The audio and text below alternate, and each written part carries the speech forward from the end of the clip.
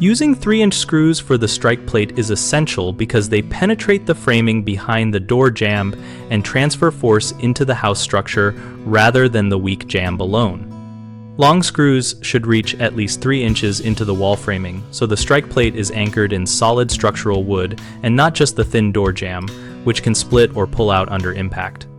To install correctly, remove the strike plate, hold it in position, mark the center of each hole, and pre-drill a pilot hole size slightly smaller than the screw root diameter to prevent the jamb from splitting when driving the screws.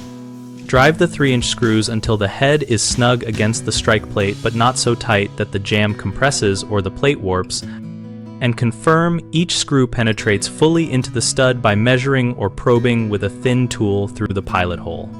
For maximum reinforcement, replace the factory strike plate with a heavy-duty plate that aligns with the existing mortise and allows the long screws to pass unobstructed into framing. If your jamb is rotted or the framing is inaccessible, remove the trim and inspect and repair the underlying wood or install a reinforced strike box that mounts directly to framing members.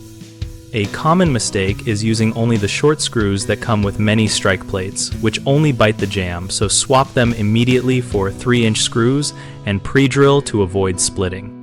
Another issue is overdriving screws until the plate deforms, which reduces holding power, so snug them by hand or with a controlled torque driver to keep the hardware flush without crushing the jamb. A third concern is assuming the screws reached framing.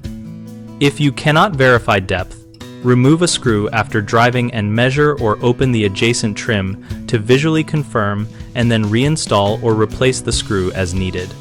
BigHomeProjects.com connects homeowners and contractors around projects like door reinforcement and hardware upgrades, and we help users find local professionals who list their services. We also host a discussion community where we and others share practical tips, ask questions, and compare local contractor experiences.